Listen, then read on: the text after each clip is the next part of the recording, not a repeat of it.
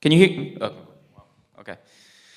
So I hope everybody understands English here. So I'm Andrea Barisani from InversePad, and I'll be talking to you about evil maid and physical access attacks, which if you're not familiar with the term evil maid, I can understand that sounds very funny, but it's all going to make sense in a few seconds, hopefully.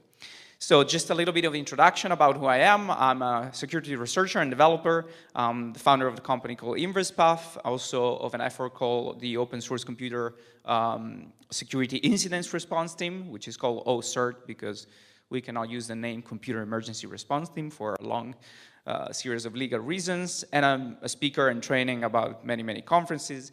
And I deal specifically with security of information systems which are tied to also safety-related areas, such as automotive or avionics or industrial automation devices. These are the specialty of the things that we do. And for this reason, we work and we've been working a lot with hardware, and this is going to be relevant for the topic that we're going to address. So we were one of the first ones to talk about hacking into cars almost 10 years ago, which now it's a thing, of course, so it was a little bit ahead of the time. In 2009, before the Snowden era, we were joking about exotic ways to sniff your keystrokes from the power line, and with Tempest attacks, joking in our slides that maybe the NSA can do it. And then, of course, the Snowden leaks came out, so that was also ahead of the time. We did a lot of talks about financial payments, infrastructure, and so on. And this talk, which is about physical security attacks and a specific kind of attacks against unattended machines, it's also something that many, many years ago was believed to be something unrealistic and very novel and not worthy of too much attention. But we're also seeing that in very, very recent years, because of all of the issues that we know, which I think are particular focus also of this event, they're starting to becoming more increasingly being exploited in the wild. And I'll be also mention a little bit, last year we did a project called the USB Armory, and this will also play a role in some of the things that I'm gonna explain. But this is just to give you a little bit of an introduction about who I am. So what are evil maid attacks? Okay, what does it mean? It's kind of an interesting word. So it doesn't mean this, okay? This is not an evil maid attack, okay? Just let's keep that in mind. So, by the way, this picture was sent to me by a Bloomberg journalist when we were discussing about evil maid attacks. So I thought it was really funny that a journalist would send this to me. But I think it was spot on, so I decided to use it in our slide. And you know, it's Japan, so these things are bound to be there on the interwebs.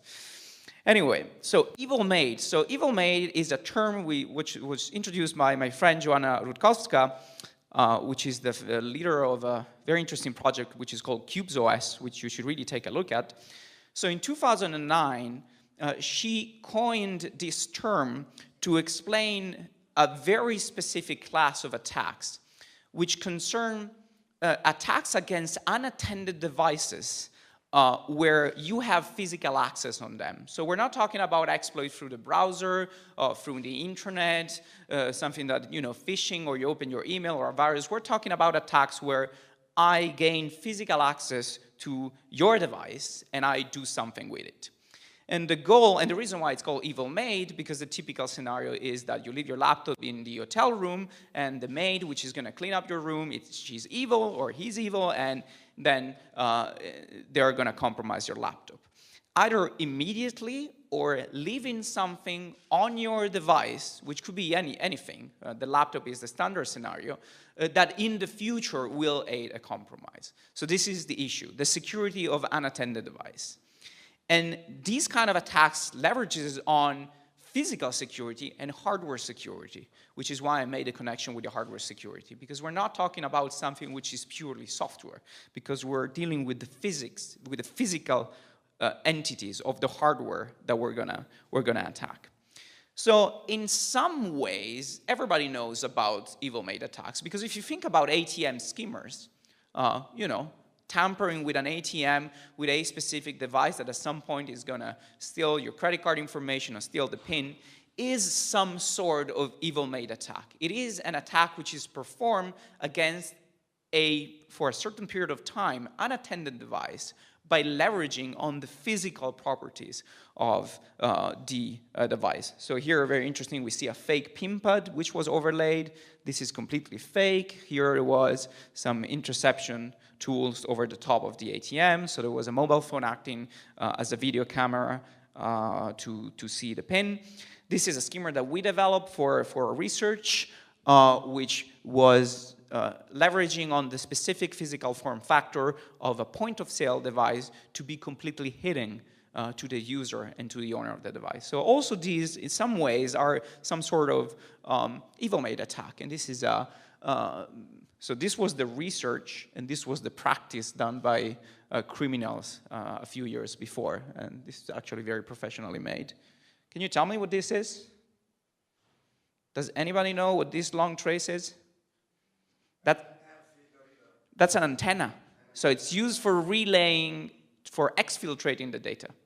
So not for reading the data, but for leaking the data out, which is also something that it is a topic where you're talking about evil maid attacks to also somehow get the data out. Because if you don't get the data that you want immediately, you have to, at some point, to exfiltrate it, which could mean by coming the day after to clean the room again and get your data, or by other means.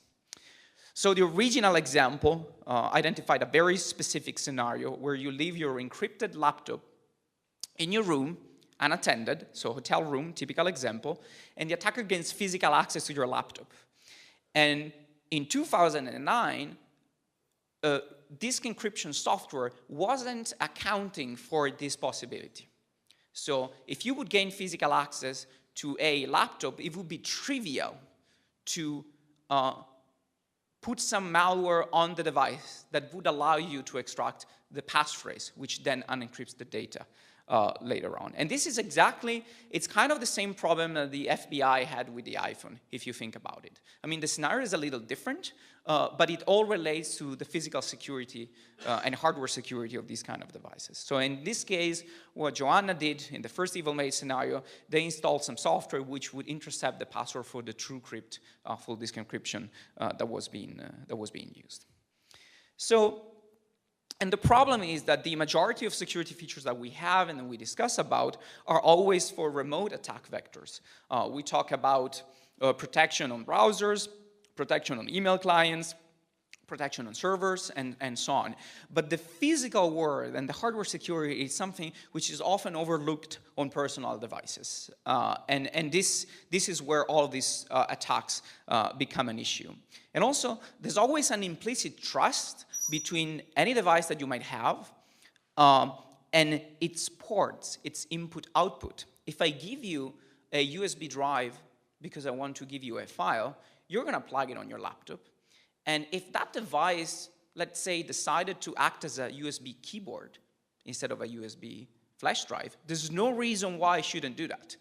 Only the form factor will tell you that it looks like a flash drive, but instead it's going to be a keyboard.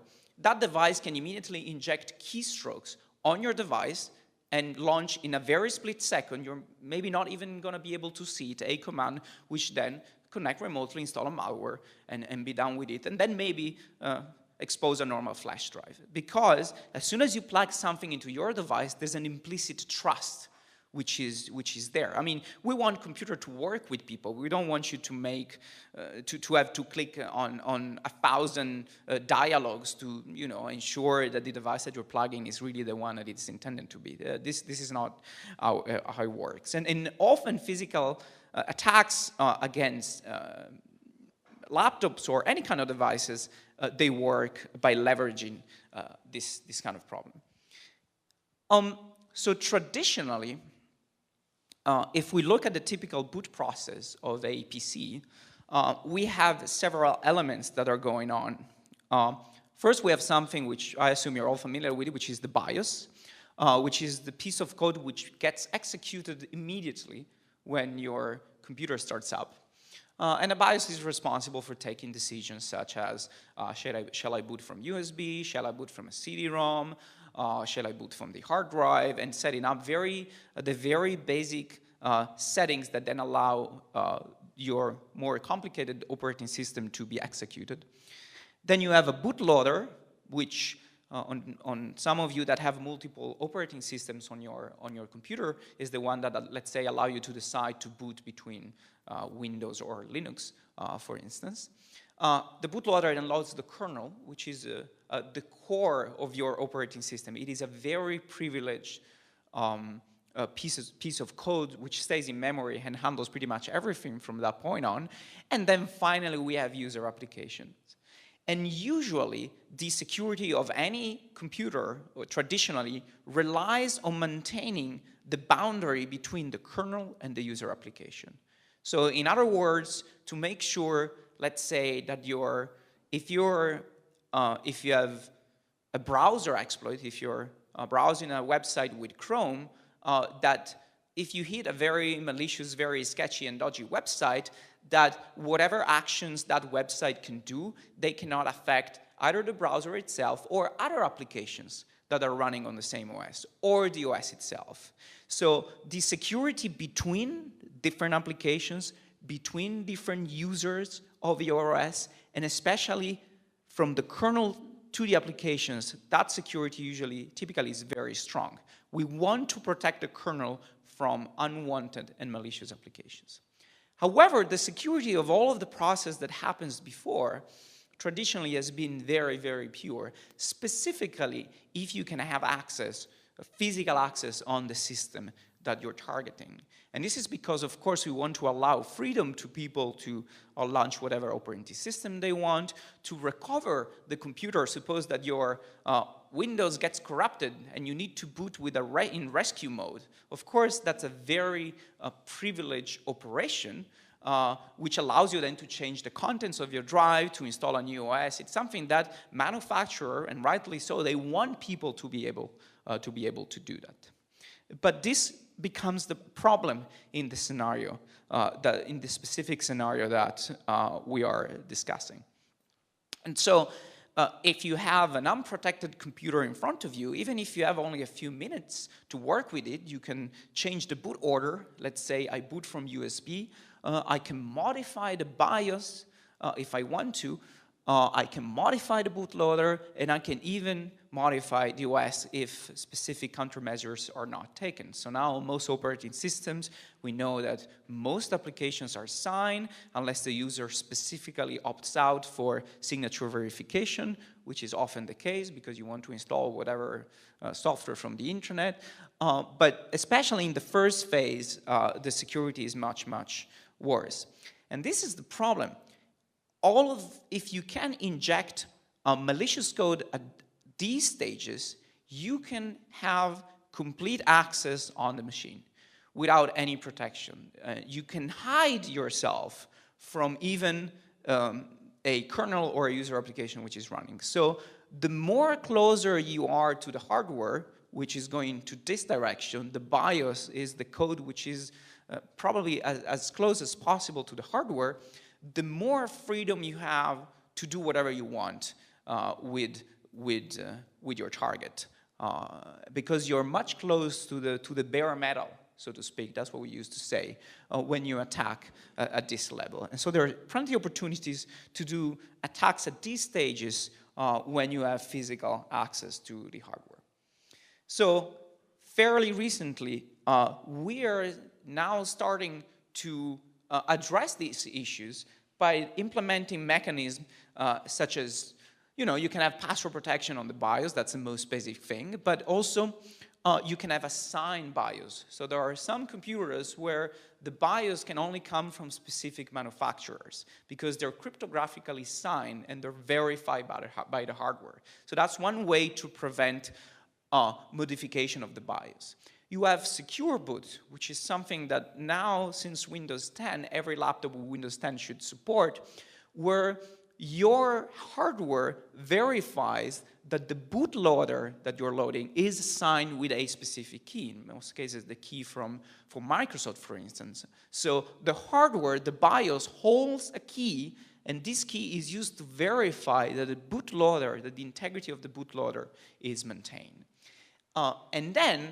So security is like a chain, and it is as strong as its weakest link. So in order to arrive from here to here with a full chain of trust, every step of the way needs to implement this kind of security procedures.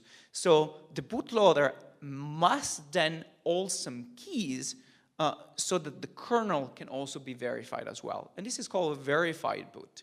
And while secure boot now, it is very common on most machines, verified boot is extremely rare. And specifically, if any of you is running Linux, your bootloader is not going to verify that the kernel that is being executed is signed in the overwhelming majority of cases. So the chain of trust gets broken here. And also, the kernel must be responsible that users' applications are signed. And also, this is something that doesn't happen all the time. So we do have different kind of countermeasures to prevent that at these various stages I can inject my code. But first of all, the problem that they're all separated, they're all separate entities, it is a problem on itself. There's not a coherent way of protecting the boot process, which goes from turning on your machine to having you logging in and using your browser. So the elements are all there, but most of the times we can find weaknesses in either all of them or even one of these stages. And if we have weaknesses in one of these stages, then we can most likely achieve our goal, which is being there somehow when your user applications are being executed. How do you protect your user applications? You can do encryption. That's one of the standard and accepted way. If you encrypt all of your computer data, and I boot a machine, I will arrive here. I will arrive to the kernel because the kernel has to boot because he has to ask you for the password.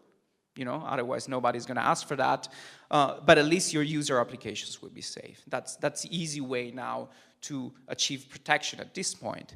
But if I can put something before that, then I can intercept that password. And then at some point, I'll be able to exfiltrate that password. And so if I take a copy of your disk, which is very easy to do, because I just open your machine, I take the disk out and I make a copy, then I will have the key and I can decrypt your data at some point. So you can understand how the complexity of modern system, which is, by the way, 20 times more complex than this very crude simplification, goes, of course, to disadvantage for the security of the system. So, and there's another issue, of course, that relates to what I mentioned before. We want people to be able to recover their machines if there's a problem. We want to be able to have you running your favorite operating system, whether it's Windows, OS X, Linux, or Plan 9, or FreeBSD, or OpenBSD. So secure boot on modern machines, it's something that you can always disable from the BIOS. So if the password protection it is not strong enough. So if we are at this point and this first layer of defense is not strong enough, I can always completely subvert the activation of secure boot. And usually password protection is something which is implemented in a very, very weak manner on all BIOSes. If I have access to a machine, maybe I need to open the chassis, maybe I need to plug some specific hardware which attach on a specific chip to do some specific operation, but it's not rocket science. It's something that a motivated attacker, so if you're an appealing target to anybody, then it's something that can be done very easily. So secure boots, you know, it is a very imperfect solution. It does raise the bar for the time which is required to compromise a system. And in this kind of scenario, time is important, right? Because I don't want to spend 8 hours in your hotel room tampering with your laptop because I want to be as quick as possible. But it's still something which is not a perfect solution. On embedded systems, on the other end, such as point-of-sale devices or in many other areas, automotive and so on, secure boot is something which is permanently set. And once you set a key for secure boot, it is fused there in the hardware, and it can never be changed. And this is something which is essential also for things like your phone, for not being able to jailbreak your phone. In that specific case, the manufacturer wants to protect its own hardware from you, the user, to compromise its security. So the scenario is completely different on those devices. You cannot easily unlock these devices, as you know, with iPhone jailbreaking, we require a complex series of bugs. But on PCs such as this one, such as my laptop, this is something which can be completely subverted by design if you don't have specific protections. And also, the other thing is, a BIOS is a piece of software. Nowadays, it is a very complicated piece of software. It is much more complicated than what it needs to be. If you ask me, there are some BIOSes which have a very nice graphical user interface with a mouse and so on. They're very fancy. They're like little own OSs into their regards. And they have bugs. Of course they do. So whoever updates their BIOS, especially on Windows PC, it is very rare for anybody to take the effort and download a BIOS update. It's often with a very uncomfortable and, not easy to follow procedure that, it takes time, and nobody does it. And just to give you a perspective, this is a timeline of all of the bugs that have been found, all of the security research that has been done since 2004 on all of the on the BIOS. And all of these bugs that are presented here can be leveraged for doing specifically these attacks. Whether we're talking about compromising, so I can filter in this nice interface, whether it's USB, whether it's, let's say, the Thunderbolt interface, whether it's from the network card of a system, whether it's by hiding something in the system management mode. I mean, all of this research, and you can see how in recent years we have a lot of research on this topic that is spiking up. And if we,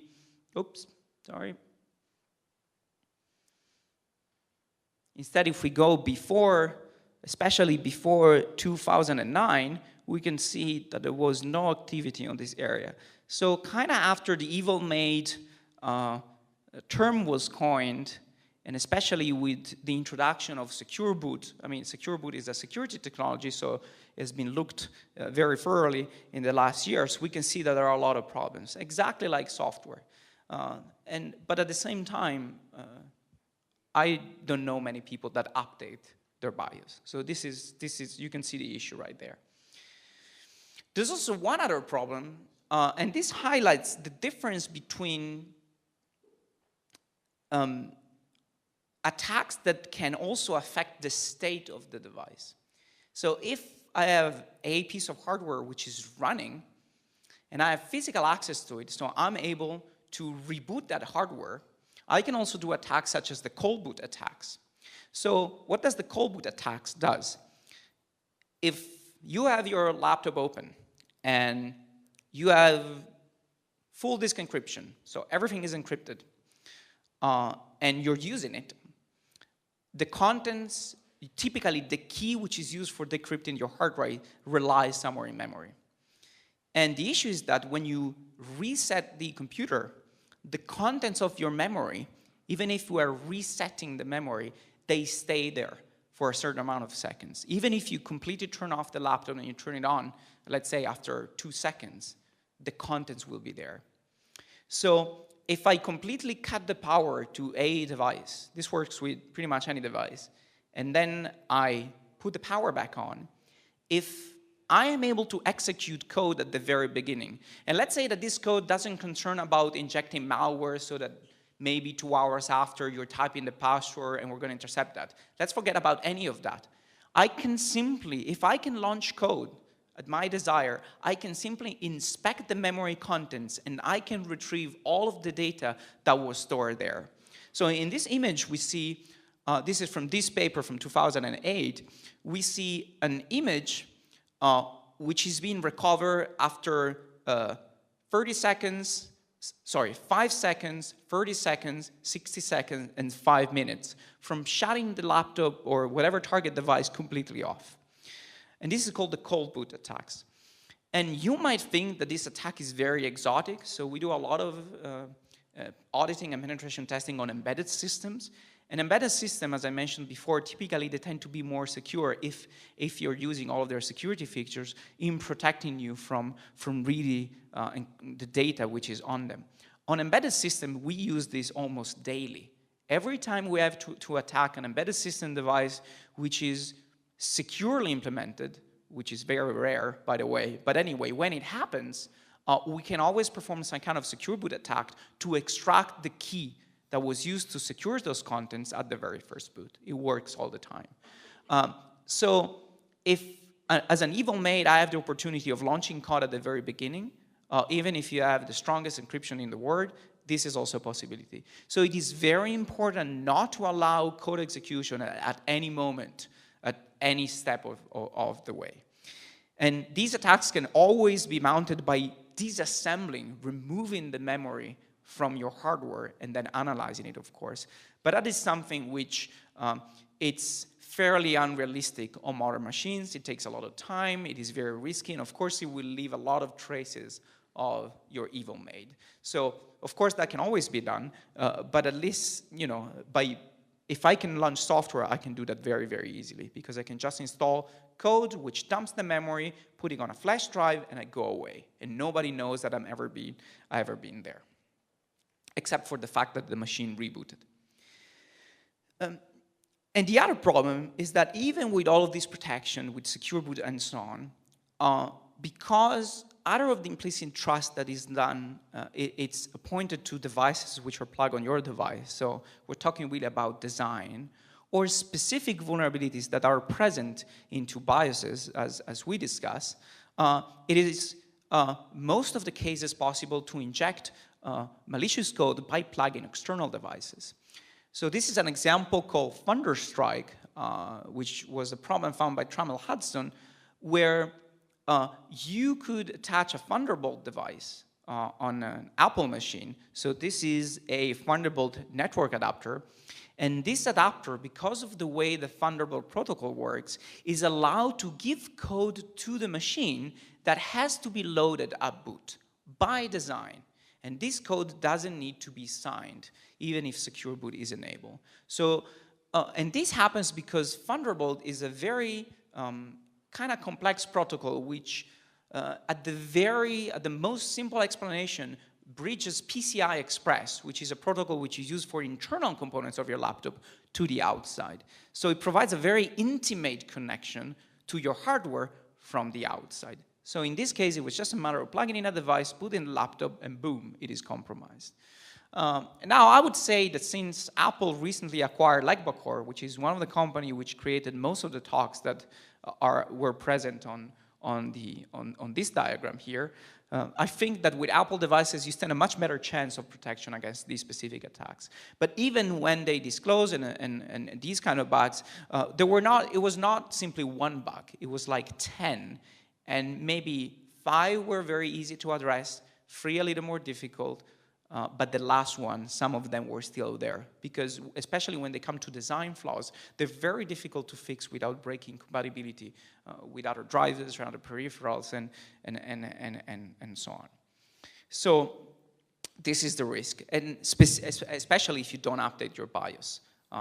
Most of people have BIOSes which are years old, so even if these bugs are discovered, you know, they'll never get patched, because most vendors, they don't have a reliable way to push updates into this area. And so, as we can see, whether we're booting a machine or whether we're in runtime makes a difference. But as an attacker which has physical access to the device, most of the times I can decide to put the machine in a specific state. If it's on, I can decide to leave it on. I can shut it off. I can boot it. Or I can pretty much have control of that state. And this is very important when it comes to security. And also, the other big issue, which is also a lot part of our work when testing, it's that if your OS is fully booted, even if it's locked, even if you're locking it, it exposes pretty much all of the drivers that are supported for whatever device you're plugging into the laptop. So let's say if I plug a USB device, its enumeration, it's not prevented if the machine is being locked. The network doesn't go down if you lock a machine. If you're downloading something in your browser, it will continue to download that software. If a server is listening, it will continue to do so, unless you put it into sleep mode. But then you can always turn it on, and even if it's locked, all of these processes will still take place.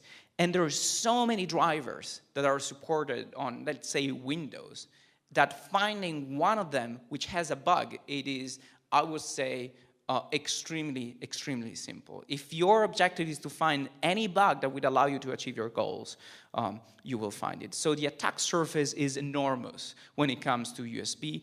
And with things like Thunderbolt, maybe it's not as big as USB, but it's very unexplored and very insecure. As of today, nobody has ever implemented a Thunderbolt fuzzer. And this is going to happen very soon. And what do you think is going to happen when that is done? I mean, it's gonna fall to pieces like a house of cards. So just to give you an example, and this, we come back to the hardware that we created. So this is fully open hardware, by the way. So this is a little Linux computer in a USB device.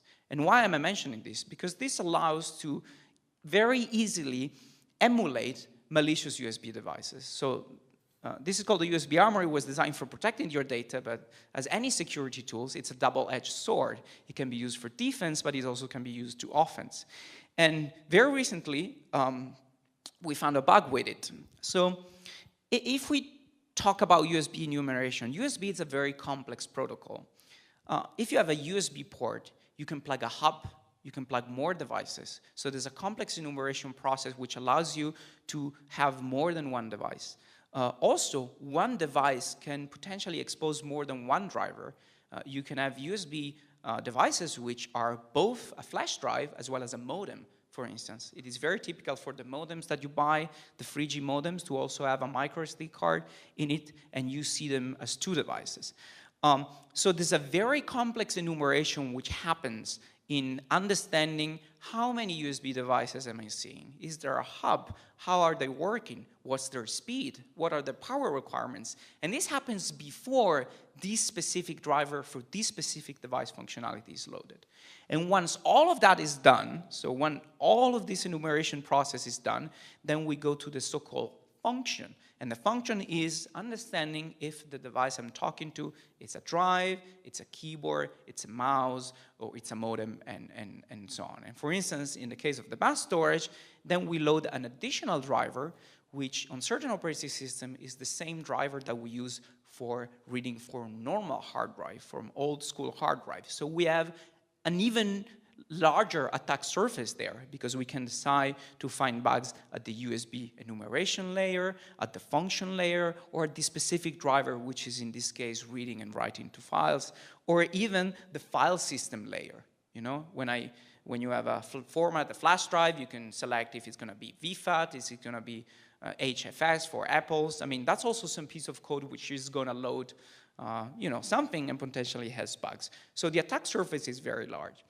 So we very recently found a bug, which, this is very interesting. This was found and investigated on OS X, but then it turned out that it also applies on iOS. This is important. Code that you have on your laptop for Apple devices also applies to the phone, because they're trying to reuse the same code. So having a phone which has pretty much the same attack surface when it comes to USB of a standard OS on your laptop, because they want to do code reuse, it's something which also kind of emphasizes the point that I'm trying to make. And this specific bug concerned the emulation of a network device from USB, which is what this device does by default. You plug it in and you see it as a server. You can have a web server on it, you can connect with SSH, you just see it as a normal TCP/IP connection. And if we would present specific USB parameters which would be invalid, then by loading the network driver, we were able to override specific section of memory. And the interesting thing is that this worked regardless of the session being locked or not. And the payload for triggering the bug was coming from the device to the machine, to the host. So this was completely unattended. And there was a little bit of drama there, because this was announced 24 hours after the FBI told the world that they unlocked the iPhone. So of course, I got 20 journalists asking me if this was the bug that was being used, because it was a very good candidate. We don't know. I think it's unlikely because this was only disclosed to Apple for fixing the problem, but we know in security that many people can independently find certain bugs. But this is a classic case where an evil maid attack could have been taken place, regardless of a laptop or a phone in this case, because it would apply on both devices, because I would just be able to plug in this device, have some predefined scripts running from this device, and trigger some serious problems in the kernel level. So it wasn't on a user application level, and this is why it was so severe. There's an additional problem then, that if you are able to place code close to the hardware, you can find persistence in places which are usually not checked by your usual malware scanning, antivirus, and so on. The BIOS itself, it's a piece of code which is persistent not on your hard drive, but on a chip which is on your hardware board, which it's seldom looked at. We have a lot of other chips, such as embedded controller, on your system, where they have more or less freedom against your laptop. So, and this is important. Let's see. I assume you're familiar with Tails. Tails is a secure OS. I think it was Snowden's favorite OS. And the point of Tails is that you can execute on any computer. So you boot from a USB device. And even if that computer was compromised by software, or even if it had malware in its hard drive, you never load that. So it kind of provides you a safe environment. And the guide from Tails says that Tails runs independently from the operating system installed on the computer. So if the computer has only been compromised by software running from inside your regular OS, then it is safe to use Tails. And they do account for hardware issues, but they say Tails does not protect against compromised hardware. But the problem is that often you can compromise the hardware from within the software. If at some point I can have some kind of privileged access on your computer which is close to the hardware, I can hide my malicious code into hardware. So this sentence is kind of very, very misleading. It doesn't mean that if your payload only comes from software, that then hardware cannot be exploited. And this is a problem which goes beyond the evil maid and physical attack. We can have a purely software-driven payload, which if escalates enough privilege, it can hide into hardware and then somehow become a physical attack. And there are so many chips on any computers, and this is also part of our job, that have a lot of freedom and very little security on your system. We have embedded controller for the keyboard, for the power management, for the battery management, for flashing the LEDs, and for talking to the BIOS itself and managing its storage and so on. This is one example of the Apple System Management Controller. So we did a talk about the Apple System Management Controller a few years ago. And this chip, it is, by modern standards, very, very, not very powerful. But if there is enough power to run arbitrary code on it, especially on the newer ones, which are just ARM-based processors. So they're kind of like little mobile phone CPUs, which are spread across all hardware to handle various things. Also the Wi-Fi chips, even on phones, they tend to have a separate CPU which does other things. And the problem is that you can gain persistence on this device, and usually the firmware that goes on these devices is completely unsigned. There's no security. They care about security on the BIOS, they care about security on the OS, but it turns out that you can flash this thing without any problems. It takes some reverse engineering, but this was done by us and by multiple people. And then depending on the specific hardware that you're talking about, you can have severe effects. You can either have a privileged path to your kernel and exploit other bugs into its driver implementation, or if you have, let's say, a keyboard controller, if you are a keyboard controller, of course you can inject all of the keystrokes. On the Apple, this chip holds the file vault key when you go into sleep mode, and you opt in for the option of not asking for the password again when you go from sleep to wake up state. You can have that option, and so the question is, where does the password go? It goes there in that chip. So if you can be there and you can somehow exfiltrate that, which can be very exotic but very efficient. If you're, let's say that you have control of a simple LED and you're watching from far away, you can have the password being exfiltrated by Morse code. if you look at it. I mean, it sounds funny, and it sounded funny a few years ago, but nowadays, it's absolutely realistic if you're motivated enough, right? You don't need network and so on. So these kind of exotic attacks are part of the scenario. And the opportunity for persistence, it's not limited to the machine that is in front of me. Also external devices, they can typically be flash. USB devices, most flash drives, they have a little CPU in them which has to handle the driver and so on. It can be changed, it can be flashed with anything you want if you're good enough in reverse engineering. But also, there are also USB peripheral inside your machine. On my laptop, the webcam and the micro SD reader are USB devices, which are, to all accounts, they work like external devices. They just happen to be plugged inside in a way which is not easy for me to detach. But some of them, they exhibit the same properties of external devices. They can be flashed, they have their own chip, and you can achieve persistence in there. And if you are on the USB bus, you can do things like emulating a keyboard. If you can compromise the firmware of a webcam, I mean, you can do a lot of things such as not turning the LED on if the webcam is operational. This is something that works, and it was done, and we've done it. But also you can decide to emulate a keyboard. I mean, why not? You are on the USB bus, so you can emulate whatever you want, and you can emulate whatever driver you want if you know of a bug of it. Bluetooth keyboards, mice, even the battery usually has some kind of firmware that then you can load. So this is a battery controller, and there's a chip on it, which is fairly powerful. There's a firmware. You can change it, and then depending on the connection that this battery grants you to your laptop, typically it's so-called the I2C bus, most of the times you don't gain a lot, but if there's a bug in the driver implementation of I2C, then I think it is very unexpected for users that by plugging in a battery, you could leverage on a security problem. And these are the kind of properties that nowadays are being looked on both the offensive side and the defensive side, because if you find an exploitable bug in this area, it becomes a very, very appealing target. And in our experience, 100% of our targets, whether they were point of sales, routers, printers, they could be attacked. And let's think about the threat scenario here. Maybe to achieve my goals as an evil maid, I don't need to attack your laptop. Maybe I just need to attack the DSL router that you have on your desk, which probably has much less security than your laptop. And maybe, who knows, it has a microphone in it. You know, some modern devices, you know, the Amazon Echo, which you can talk to it, and it goes on the internet, and it listens to what you're saying, you can make an order.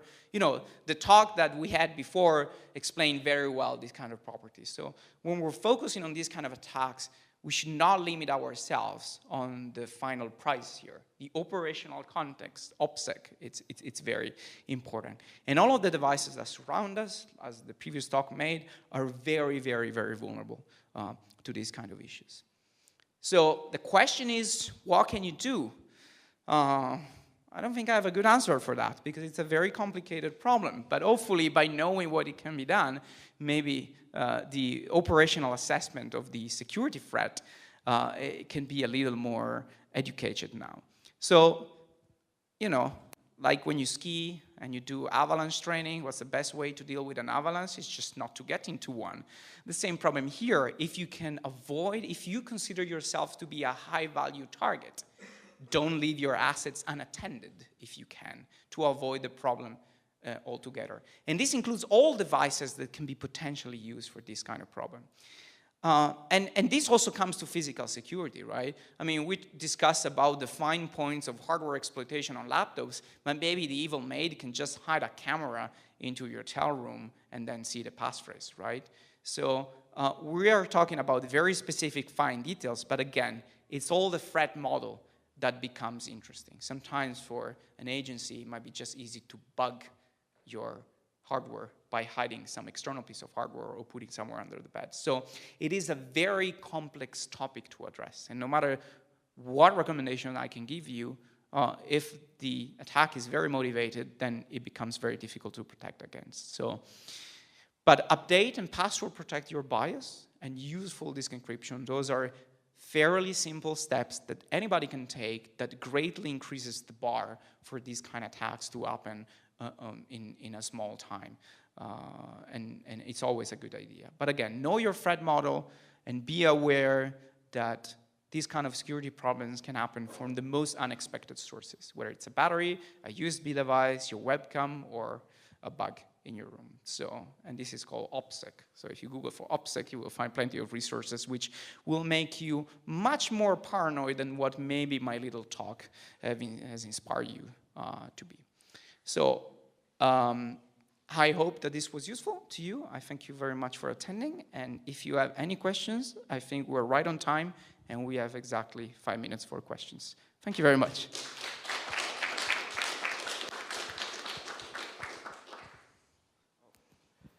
Hey, I have just one question.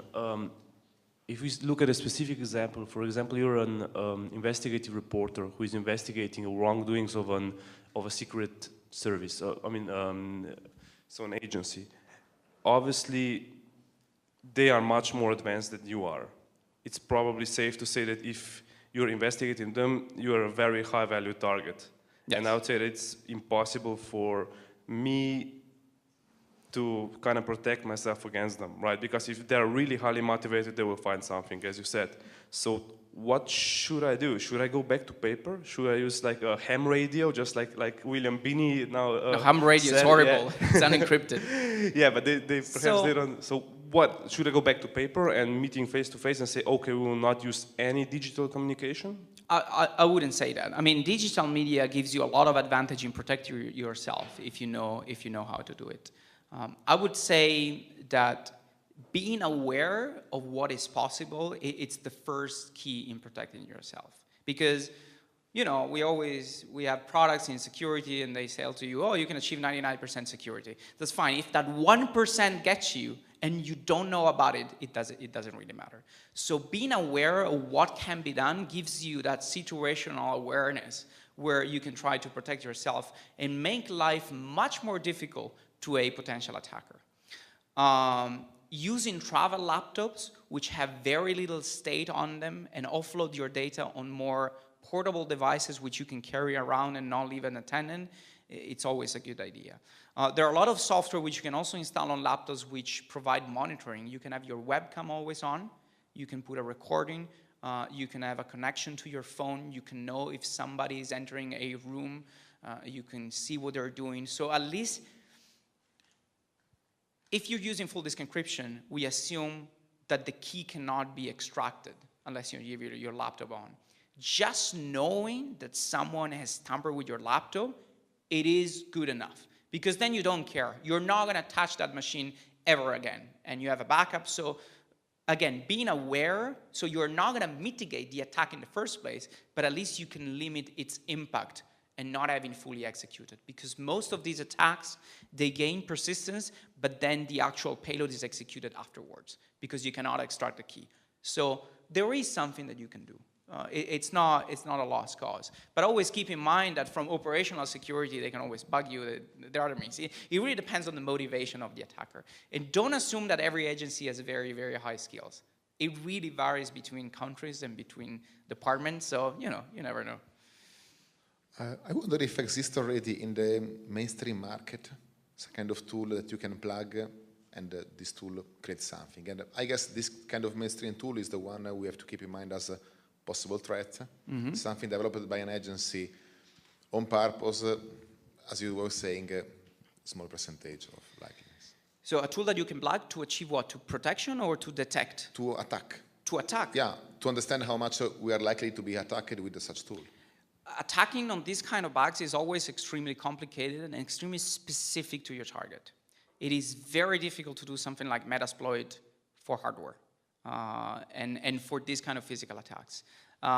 So I would say that nothing is out there, and even if there would be something out there, I would tell you that it's completely unreliable. I mean, I'm in the business of doing hardware security, and every single time we need to test something, it is something almost completely different. And maybe the techniques are the same, but the implementation of the techniques, it's always completely different.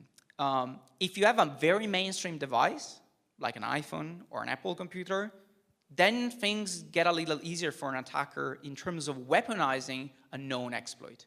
But at the same time, you're also very good with updates. So it's always a cat and mouse game. You need to catch up. But it's very difficult to assess. There's a tool called ChipSec, which is very technical and very complicated for people that are not into this business, which can help you assessing the security of your computer internals in terms of protection and measurement. You have TPM, which provides measurements of your boot process. They're very technical, very difficult to comprehend. It is almost impossible to recommend them for mainstream. There's tools which engineers and developers can use to build on and then create a safer system. But to test these kind of issues, it's very, very complicated. Any other question? Yeah. Don't you think that everything depends on the scenario? Because yes, for sure, hardware can be hacked, but nowadays computers are safer than before because, well, if you remember, you had on laptops PCMCA, that was the PCI bus. Yes. You had the FireWire that had DMA. Well, now you have Thunderbolt, which also has DMA. Yeah, okay, but USB is 10,000 times safer than I disagree, fireware. Because USB exposes you 10,000 different drivers, and we touched one by accident, and we found exploitable bug kernel-wise on OS X and iOS. Yeah, but by design, it should be safer. Well, yes, it is safer. Until it is safer, yes, it is safer, but you always have to understand what's the level of discussion. From design, I could argue that some drivers, you have implicit trust of the driver, like a keyboard, and so if your computer is not locked, the security of USB is much worse than other input-output devices because it's easier to attack. But yes, but I'm going to give you the worst case scenario. Let's say that you leave your laptop in your room, and let's say that it's super secure. You've done everything by the book. It is signed, it is locked, you've done everything in your power. Let's say that I'm a fully motivated attacker. What am I going to do? I'm going to do a relay attack. I'm going to replace your laptop, which looks identical. Yeah. And then that's going to relay to me the keystrokes, and they're going to be your passphrase. I'm going to relay the images exactly how they are. So, you know, at the bottom line, it is an impossible problem to solve unless you keep all of your assets with you at all time. It is very difficult. So, but at least what we're trying to do, we're trying to make the low-hanging fruits or the automated and weaponized bugs, which can happen just by plugging this device in your laptop, impossible to exploit. And that's going to make life much more difficult to any attacker, which is not motivated enough. But yes, we're doing better to a certain extent. So implicitly, a new protection method is having a unique sticker yes. on your laptop, and nobody can replace it. Yes, in fact, having unique traits on your hardware, and again, as I said before, knowing that it has been tampered with somehow, it is a much more important knowledge than spending all your time and effort to protecting that asset. You know, it's not like when they burglar your house, if you know that they're coming or they're inside, okay, you don't care, they took everything out. Here is a little different because they want to achieve persistence. This is not as easy as just stealing your laptop. You know, otherwise we won't be having this talk. But yes, you're right. Okay, just one more? One? No? Okay, we're done. About mitigations, what about using old hardware or using a totally free software-loaded PC? Is this a surface attack reduction possibility? Free software does not give you any specific advantage or disadvantage into exploitation. I might argue that for an attacker side, the easiness of exploitation, because the source is available, it is compensated by the tendency to be a little more secure in certain areas. So at the same time, it doesn't matter. If you run only free software, it's not going to make a difference. Running old hardware, it's a very bad idea, because old hardware tend to have very easily exploitable paths. So if you have a machine that has no secure boot, anybody can just compromise it very easily with very little know-how. So I don't think that would be a good recommendation. It would actually go against. Of course, if your attacker is prepared to attack a brand new model MacBook Pro and he sees the very old PCs, maybe they're not prepared for that. But theoretically, it makes things worse. So I wouldn't recommend that. Unless you're running a Commodore 64, maybe. Something that is so old that, you know, you're bridging the gap of knowledge there. Anybody, thank you very much.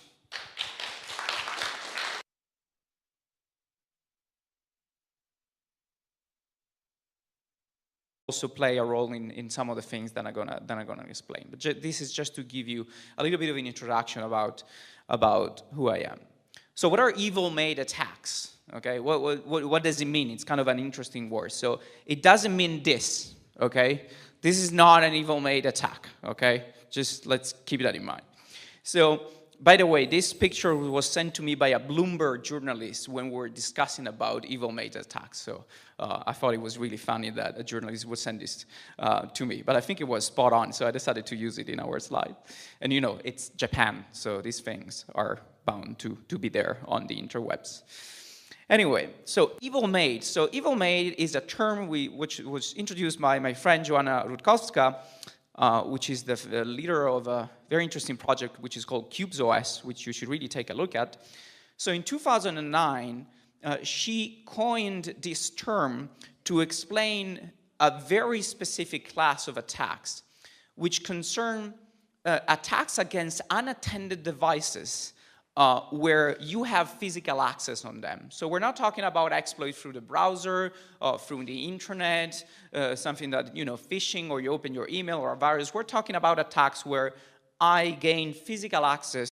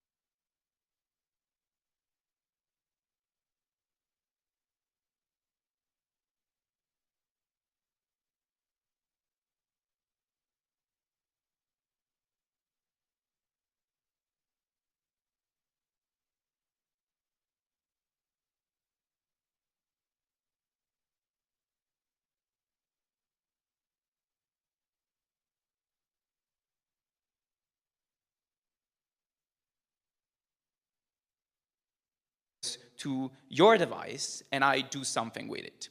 And the goal, and the reason why it's called evil maid, because the typical scenario is that you leave your laptop in the hotel room and the maid, which is going to clean up your room, she's evil or he's evil, and then they're going to compromise your laptop. Either immediately or leaving something on your device, which could be anything, the laptop is the standard scenario, that in the future will aid a compromise. So this is the issue, the security of unattended device. And these kind of attacks leverages on physical security and hardware security, which is why I made a connection with the hardware security, because we're not talking about something which is purely software, because we're dealing with the physics, with the physical entities of the hardware that we're gonna attack. So in some ways, everybody knows about evil maid attacks, because if you think about ATM skimmers, you know, tampering with an ATM with a specific device that at some point is gonna steal your credit card information or steal the PIN is some sort of evil maid attack. It is an attack which is performed against for a certain period of time, unattended device by leveraging on the physical properties of